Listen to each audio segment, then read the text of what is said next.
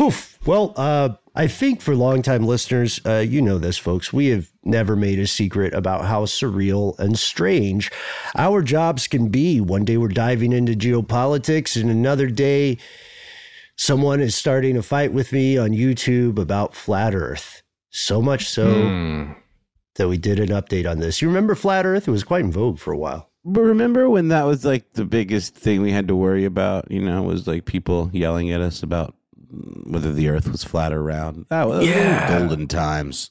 Yeah, when B.O.B. would just come out and say something to sell more records. Is he the one who said like you should be able to see the curvature of the Earth if you're in an airplane? Was that him? The BBC reported back in the day that he was raising funds to test whether or not the Earth was in fact flat. Okay. And several people were doing the same. In this update, we just figured since we all live in such trying times now, this might be a nice break to look at just how strange certain conspiracy theories can become. We do hope you enjoy it. And if you have an argument that you believe proves that the vast majority about humanity and everything we know about science is somehow incorrect about the shape of the planet, as always, we'd love to hear from you. Anyway, here we go. From UFOs to psychic powers and government conspiracies, history is riddled with unexplained events. You can turn back now or learn the stuff they don't want you to know.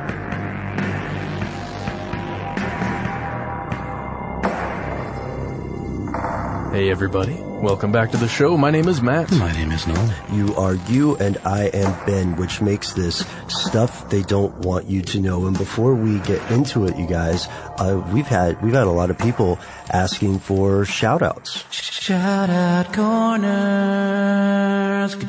That's right. We are returning yet again for an episode of Shout Out Corner, where we just have listeners introduce themselves. Say something nice. You know, we had a really cool thing. Jeremy wrote in about his anniversary. Mm-hmm. That was pretty cool. And we're gonna keep it brief, but if you wrote to us, keep writing in. Who are we shouting out today? The first one is Jimmy James Kramer. He wrote to us with a really cool story, a disturbing story about these specific endoscopes that may be leading to superbug infections because they're very difficult to clean, apparently. Endoscopes, specifically things that, let's say, enter orifices in order to check out what's going on inside of them, in the human body. Mm-hmm. And the problem with these in particular is because once it goes in there and it gets the E. coli, other bacteria that might be living inside of one human, then you take it out, remove it, try to sterilize it as much as possible, but perhaps there are a couple places within the scope, little small nooks and crannies, that can't be cleaned well enough to be completely sterile. Mm-hmm.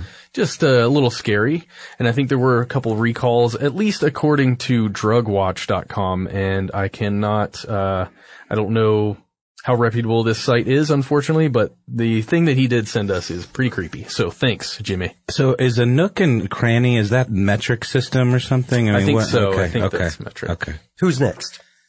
Well, next we have a delicious shout out to Gustav von Essen from Sweden with love. He suggested doing an episode on the IB affair. IB was a secret Swedish intelligence agency. That is a mouthful, that worked with the CIA and the Israel Security Agency.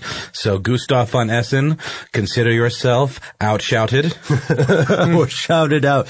And our last one for today goes to Lynn Mao. I may be mispronouncing your name, Lynn, M-I-A-O. They're on Twitter, who said, and I quote, conspiracy stuff, could I please have a shout out for good luck? It could really help on college midterms. So, Lynn, we wish you the best of luck on your midterms. I hope your studies go well. Absolutely. I think we've been there. I have an off the books shout out real quick. Were you about to say something? I'm sorry. Oh, no, just continuing to talk to Lynn, but, it's cool, Noel.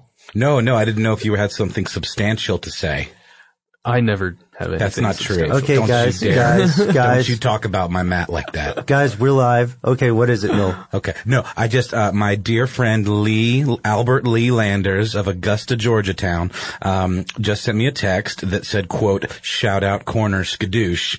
And he was referencing my off the cuff, shout out corner theme, that we have now, it's canon now. Yeah, it's true. And and so, he asked if I would give him a shout out because this is the first episode he'd ever listened to. And so, Lee, shout out to you. Hey, Lee. Good Now, sir. you're in trouble, Noel, because we just violated one of the rules of Shout Out Corner, which is that it's around 3, because it's not a shout out room.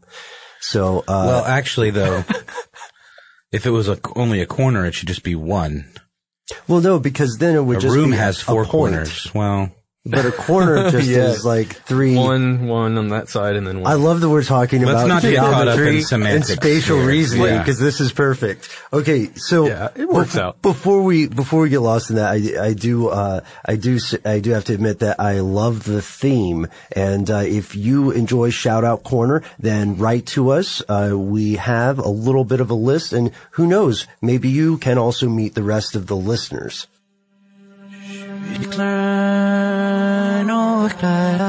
Last time on Stuff They Don't Want You to Know. Noel, you were on a bit of an adventure and we couldn't really talk about it. It was a bit of a secret. A secret mission. it was a bit of a secret mission, but the cat is now out of the bag, or should I say, the Clippy The Clippy? is out of the bag. Badgers out of the bag? No. Listeners, I'm referring to the beloved Microsoft precursor to the widget. Oh, yeah. I It think appears you're was- trying to create an right, outline. Right, and there's Yeah. a name for it now that I can't remember of that type of digital assistant. Sure. What I'm getting at is, guys, over the weekend, I took a last-minute trip to New York with Josh and Chuck from our brother podcast, sister podcast. We'll not to be gendered about this. Peer podcast? Peer podcast, that's good. Stuff you should know. To interview one Mr. Bill Gates, creator of the Clippy. And also, Yeah, a couple other incidentally, Microsoft, the Bill and Melinda Gates Foundation. Yeah, something about being one of the most wealthy men alive in the free world. But yeah, we talked to him about renewable energy. He launched a really big renewable energy initiative, and all that was embargoed. We went to a fancy hotel and talked to him. And then all that stuff hit the news. What I think is sort of a little bit of a bummer, I think, for his folks is the comment that he made about that Apple should crack that phone of the San Bernardino shooter has overshadowed largely the stuff that he was really trying to promote. The which was, sustainable the energy sustainable that he's energy pushing thing, for. which I think is a shame. Now, you said he was a cool guy, though. He was super good. He was chill, man. I was really surprised that there were so few handlers and security. I mean, it was very low key. He probably keeps a close circle. Yeah. Oh, for sure. But just Tell us about security protocol, though. there was none. Really? Yeah. We just. I mean, I You didn't get a pat down? got no pat down. Did you? No. Did you request one? Well, no, I got there early because I'm a little OCD about that kind of stuff, and just wanted to make sure the Wi-Fi was fast enough so that I could upload the files real quick. It was a really fast turnaround for the recording. It was for the episode that came out yesterday, and the interview took place on Monday. Wow. So I uploaded them, and our dear friend Jerry, who is the producer of Stuff You Should Know, received the files and edited the interview into the episode, and we made the publish deadline, which was yesterday morning. Yeah, Nice. quick turnaround. And ladies and gentlemen, you can check out that episode on iTunes, Stitcher, wherever you like to listen to a podcast. And you can hear our buddies, Chuck and Josh, as they chop it up with Bill Gates. How weird is it that because you were in the same room with Bill Gates, and I don't know exactly how the degrees of separation work necessarily, because I think originally you had to send a letter, I guess, to someone that you knew when you were going to establish the 6 degrees, but that connects you up to some very powerful people. Not that he isn't perhaps one of the most powerful. Oh, is this like the Kevin Bacon game? Yeah, I'm sorry. No, Yeah, no, I'm scared. One thing that Josh commented on is, Bill was drinking a Diet Coke, and he left it behind, and we could have taken it and harvested his DNA. I don't know how much effective DNA you would get Not that I've tried, but from someone's, not all the way consumed soda can. I mean, there's some. I don't know. He was lipping it pretty hard. Oh, Just kidding. you know what? Let's see if we keep that one, but let's also move on.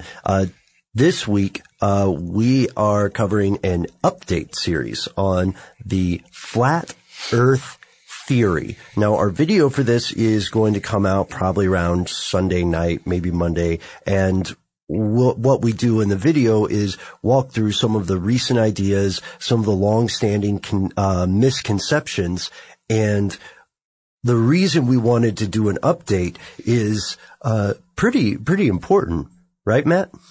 Yeah, okay, so a long time ago, take yourselves back now, a few years. Yes, Ben, because we find ourselves here at How Stuff Works and Stuff They Don't Want You to Know intertwined into perhaps the story of the modern flat earth theory. Simply because you and I specifically, produced a video back in 2009, which then got on YouTube in 2010, about the theories behind the flat earth and the Flat Earth Society. Mm-hmm. And it was then posted on various forums around the internet. There's one in particular on the flatearthsociety.org, I believe, where a gentleman named Tom Bishop wrote that specifically, quote, howstuffworks.com endorses flat earth theory, unquote. And it kind of became a thing that perhaps our video was being used to promote the flat earth theory, which is an interesting idea. Well, because if you watch the video, right, that is clearly not occurring within it. Yeah, well, I mean, it's the same formula you guys apply to any video you make, where you take an idea, you talk about its background, and you describe the people that espouse said idea, but that does not make you said espousers. And that's the great thing about that forum, because if you scroll a little bit further down, so the one guy who watched the video, yeah, there are at least 3 people who are commenting, endorse is a really strong word, or maybe you didn't watch the whole video, and it's pretty funny. They're even using the here are the facts and here's where it gets crazy lines in their commenting back and forth. So it was quite amusing. I think the more appropriate headline would be How Stuff Works makes video about flat earth theory. Sure. But this is also a surprising thing. As you may have heard in recent months, the concept of a flat earth, which is a very ancient concept, gained national media attention, and more people are talking about it on Twitter, on Facebook, on Tumblr, probably on Snapchat. Yeah. I don't think it can quite compete with some of the other pictures on Snapchat, but there's probably a few things. So while we're there, back in 2010, 2009, let's not stop there. Let's travel further back in time to the Iron Age. Okay, here we are. So listeners, imagine that you're living in the Iron Age. And imagine that you're an average person, pretty successful in your community by the standards of the time. Now, you're not extraordinarily successful like a warlord, a religious figure, or a blacksmith. In fact, you're overwhelmingly likely to be a farmer. And you measure days not necessarily in hours, but in terms of the world's natural rhythm. Day to night, the position of the sun, phase of the moon, winter to spring and back again, and you do not travel widely because this would make it difficult to take care of the vital crops upon which you and your family depend. Not to mention it would take a long time to get very far at all. Right. That's exactly right. And I also have a video about how long it will take to walk around the world for brain stuff. And even today, it's very, very difficult and pretty dangerous. So forget about it in the Iron Age. And, let's say you're content, despite the high rates of child mortality, you and your partner have had some kids and they're farming too. And, you feel like life is good until, imagine, one day a stranger comes to your community. This is a person so different that at first you think maybe they're not human at all. Perhaps they're some sort of divine creature, an angel, a demon. This creature turns out to be a time traveler from 2016. in this example specifically, Matt Frederick. And Matt tells you that the world beyond your flat plain and crops and adjacent villages extends beyond the horizon. Further, we're talking philosophically, than you might imagine. And if you start walking today, says the time-traveling Matt Frederick, and you always head west, you will end up not off the edge of the earth, but back here in this very spot you are standing. Poppycock. Horsewash. And why is that, you ask? And the time traveler says, because, of course, the earth is round. Matt, you forget the time traveler is you, so you don't have to do a voice. Because the world is round.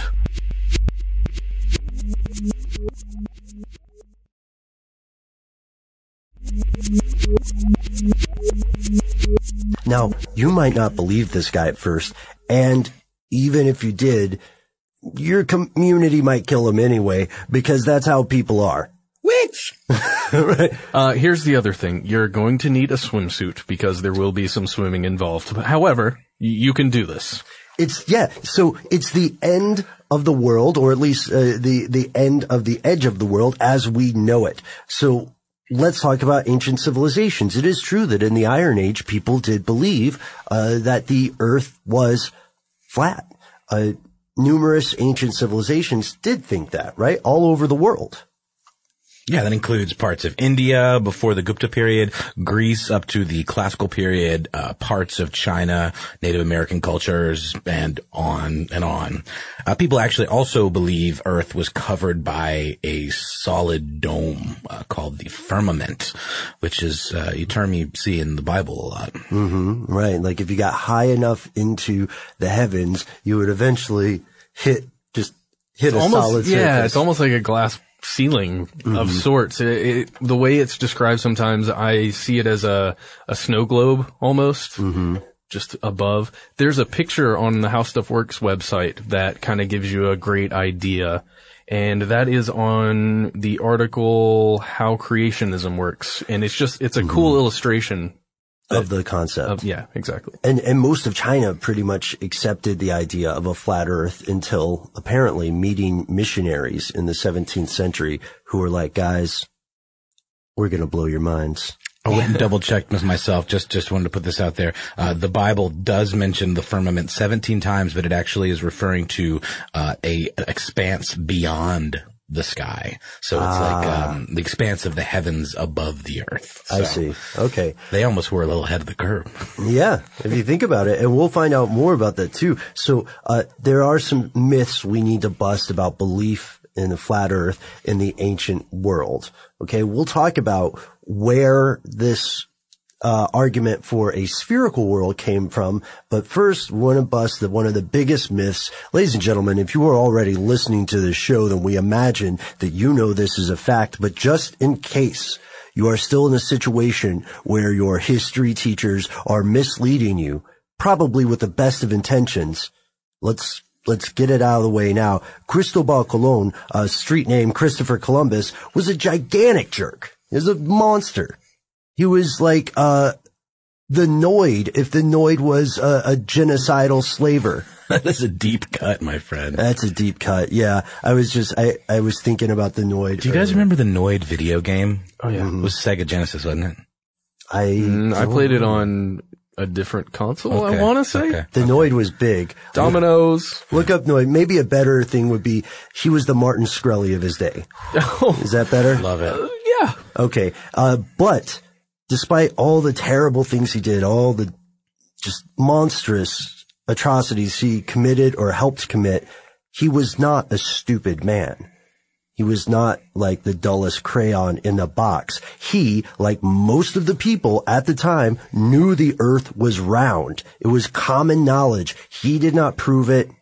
If anything, the big argument was about how big or small the earth was. It was not about the shape. It sure seems to me if anyone was going to know first that the Earth was round, it would be somebody in the nautical profession, like a captain, someone that spends time out on the sea.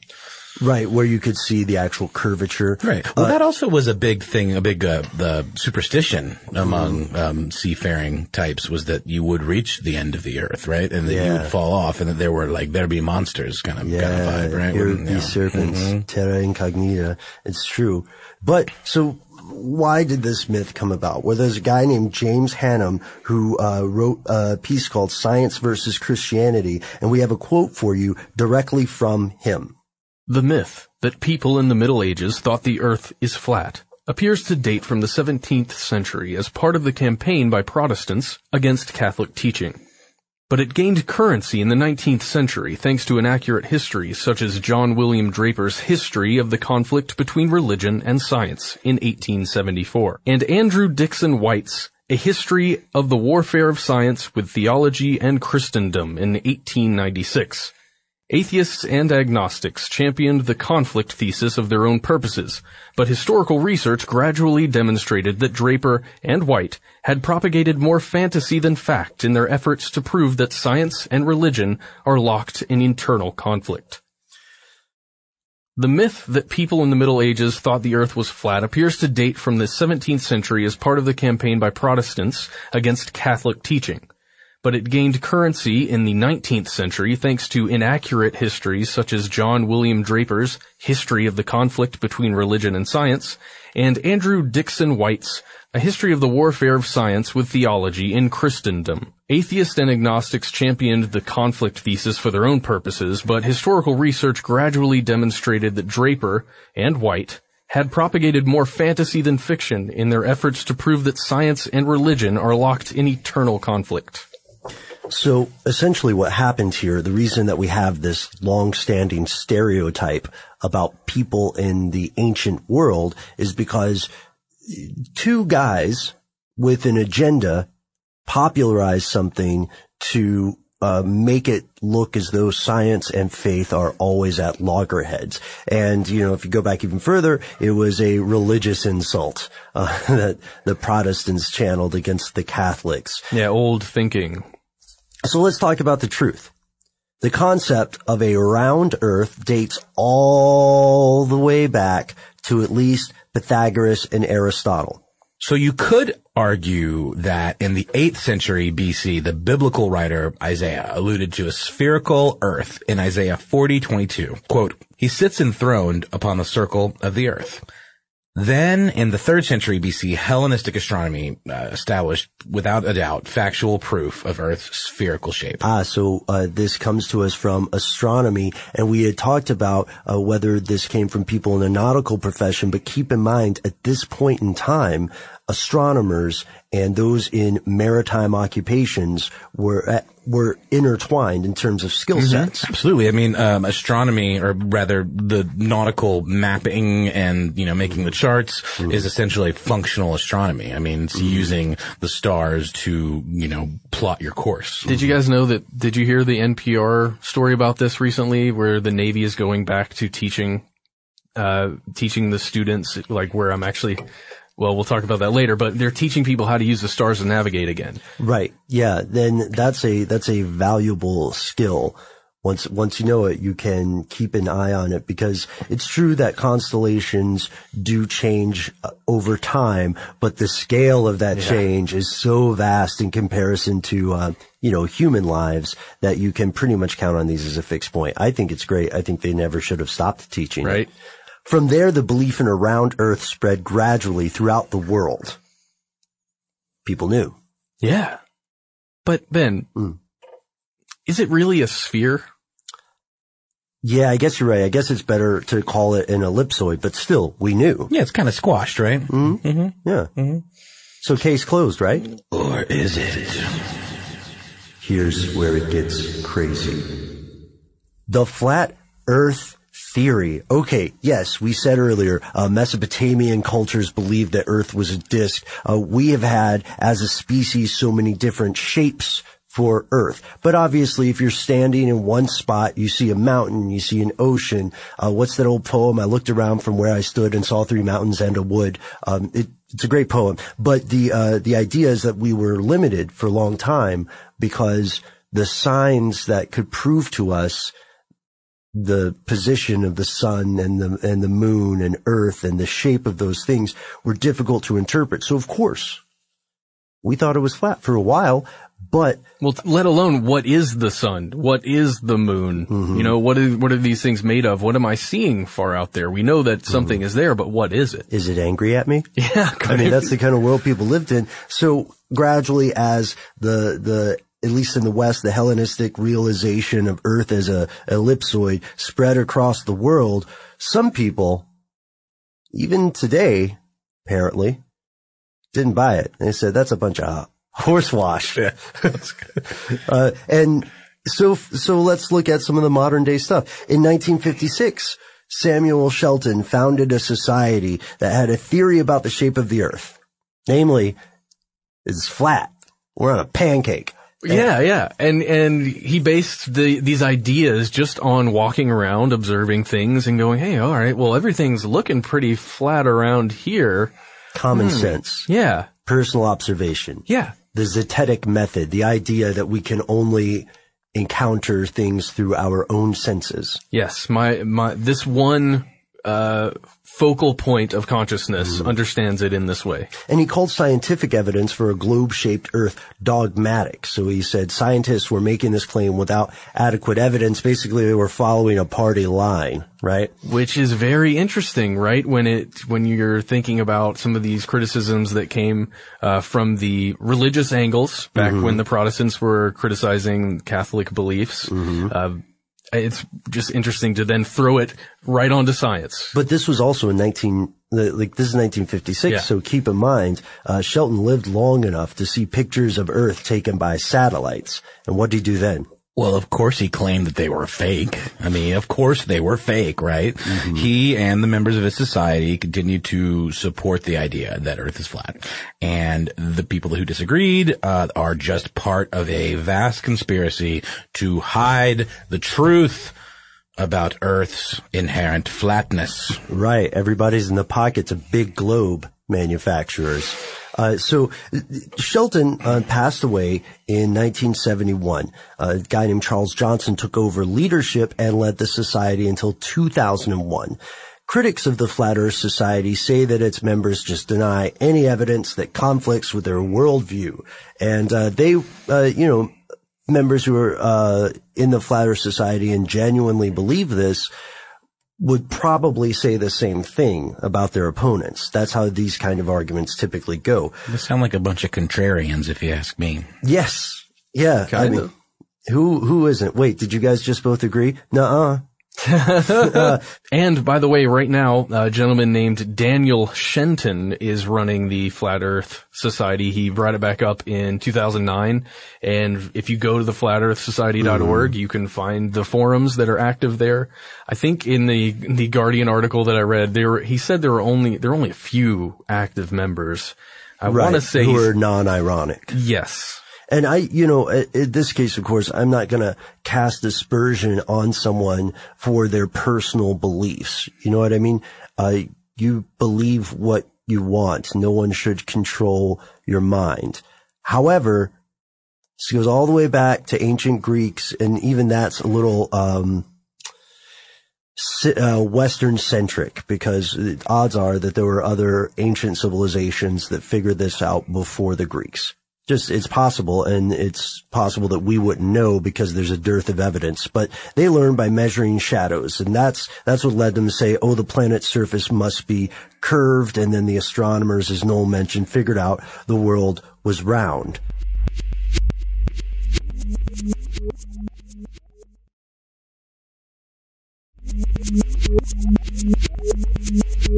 And then we have to look at the idea of creationism. Listeners, if you are creationist, that is your belief system, and you subscribe to that, then of course I'm not going to, as I said, I'm not going to cast aspersion on someone's personal faith, but I'm willing to wager, odds are that if you're listening to this show right now or any podcast, you also know that the Earth is round.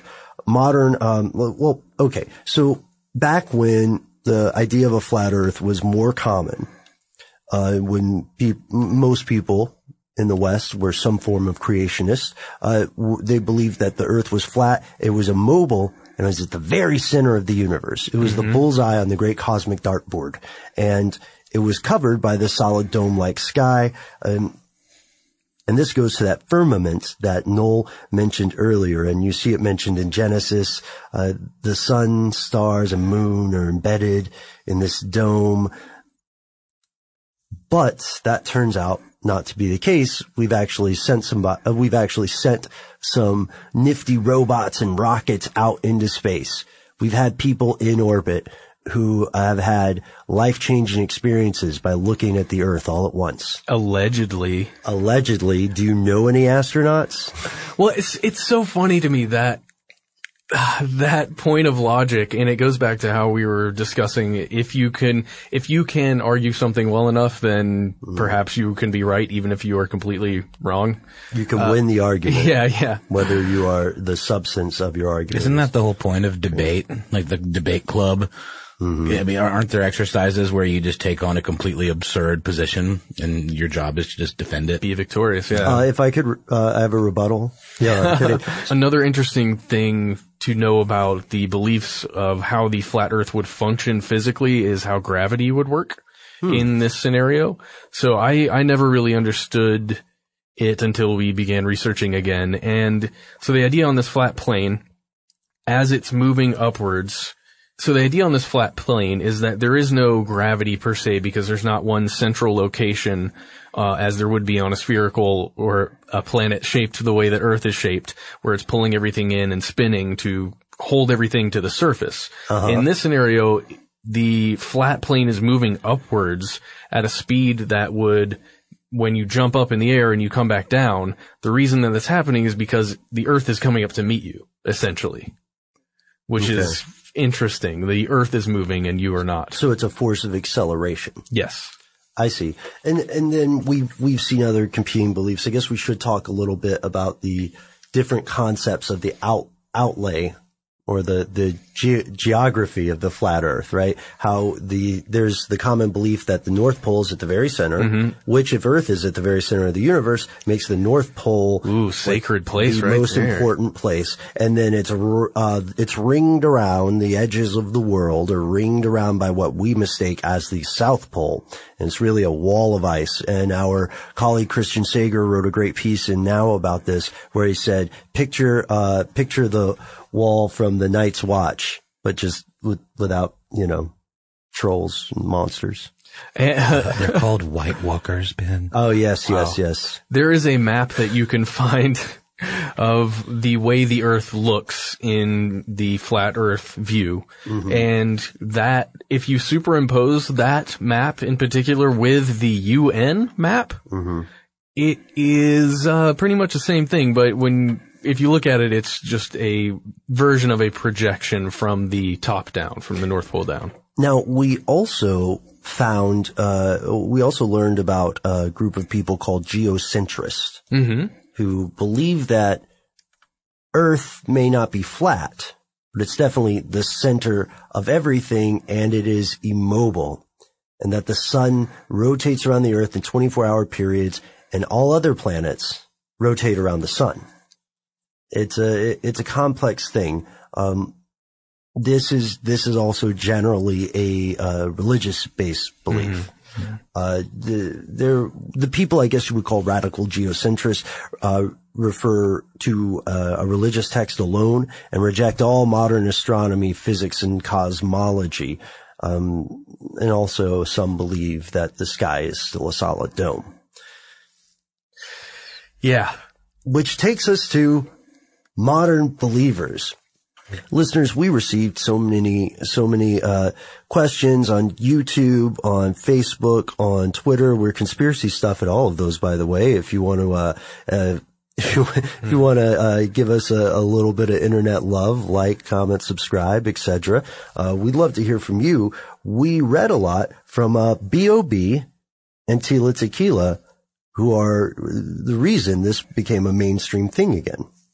Well, the whole thing kind of started when Miss Tequila Angel Tila Love is her Twitter handle. She said, it's 2016 and nobody's been able to prove to me that the Earth is round. Where's the curvature in the horizon? Hashtag flat Earth. Prove me wrong. Dang it. And this continued, said, not going to get over this. Why are all the buildings in New York standing straight up? If Earth was round, some of the buildings would have a slight tilt. And then if the Earth is a spinning globe, how come airplanes can still land without crashing? Because the face of the Earth is flat, not a globe. And, yeah, I don't, I know it's such a safe, pitchforky thing for people to, dogpile on someone, but, how sincere is this, I wonder? If you have been following Tia Tequila at all, she's been going down this interesting little, let's call it a rabbit hole of looking into some of the things that we have looked into in the past and covered and discussed. But seemingly internalizing them quite a bit. Perhaps. I know that I can't speak for her, but she seems to be very invested in believing some of these things and taking them at face value. And there's another player in the game, another celebrity who mentioned this, who is an MC that I have quite a high opinion of. The rapper B.O.B. Yes, sir. And you have actually a verse on that, right? Or a verse from that? No, it's not a B.O.B. verse. I had mentioned there's a group I really enjoy from Chicago called the Anti-Pop Consortium, and they have a line that's, your world is flat, haha, you fell off, hoping that the laws of gravity will bring you back to Earth, if not, okay. Your words fall lighter than air, so float away and disappear into a black hole, son. Wow. So someone falls off the edge of the planet and into a black hole. Ugh, that's terrible. That's a black hole disturbingly close to Earth, regardless of what shape it is. Well, okay, so B.O.B. began also tweeting about a flat Earth. What kind of stuff was he saying? There was a picture that he posted, and I don't know exactly where it is. I'm assuming it's in Atlanta. I can't quite tell. It looks like Arabian Mountain. I thought that's what it might be, but I wasn't sure. But someone's standing on top of a mountain, and then way in the distance you can see, I guess, the city, like a city, which would presumably be Atlanta or another small, suburb somewhere in there. And it says, the cities in the background are approximately 16 miles apart. Where's the curve? Please explain this. And my favorite response was, I don't think he was legit saying the Earth is flat. He's been on planes. I think he was just asking. And then someone responded, tomfoolery. Even in a plane, you can't see a curve, which is true. But it's like an opposite. What's the deal, Ben? Give us the skinny. So it's in some ways a matter of perception. Again, Sure. It's sort of that zetetic method that says, well, who made this map? Who made this globe? Who is telling me what to believe? And on a personal level, I identify with that kind of instinct wholeheartedly. However, the problem is that the science is fairly conclusive. And by fairly, I am woefully understating it. Neil deGrasse Tyson, the famous science communicator, I guess would be the technical term, or science popularizer, went on national television recently to speak about this. He also had a Twitter conversation with B.O.B. about it. He did something of a virtual mic drop. I heard about that.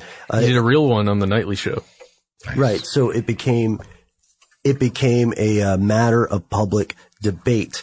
But a question we posed in the video here, that's the state of affairs right now, folks. A question we posed in a video, coming out next week, really stuck with me. And I'm still wondering. She asked, is this genuine? Is it a marketing ploy? B.O.B. was also talking about clone factories, which I think is an order of magnitude more plausible, that people could. For me, it's certainly more fascinating imagining clone organs, or clone, the parts of the body we need. But there's a third question here, and that's the one that really bothers me. And listeners, when we ask this question, we really want to hear from you on this. And I want to hear what you guys think too, Noel, Matt.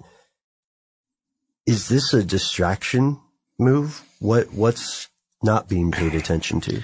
I bring up my roommate Frank a lot, and he tends to think that most public figures that say things like this, like let's say Kanye West, for example. Sure. You know, tweeting that Cosby is innocent.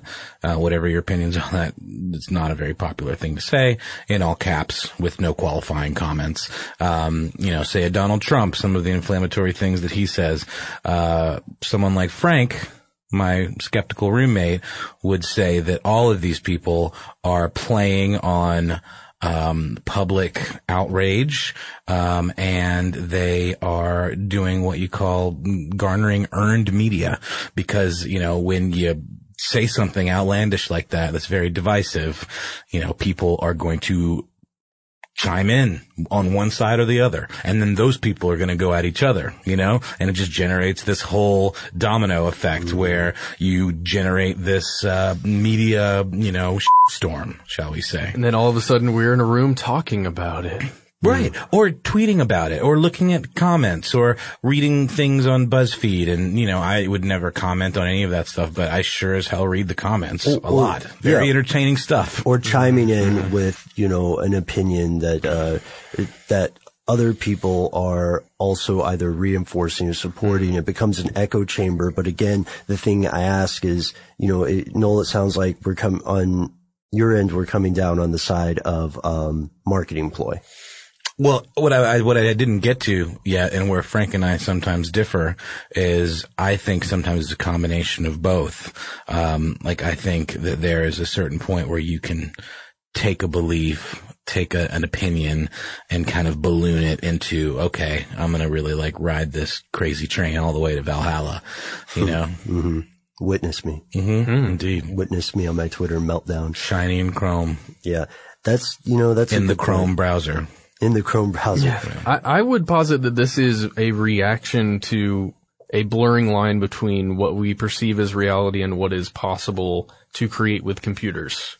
And by that I mean Photoshopping is so advanced now, video effects are so advanced. When you are handed a piece of evidence, physical evidence, that is digital, I think it is not only right to be skeptical of whatever you've just been handed, but not necessarily to the point of completely disbelieving everything that you see. It doesn't seem like a particularly functional conspiracy, though.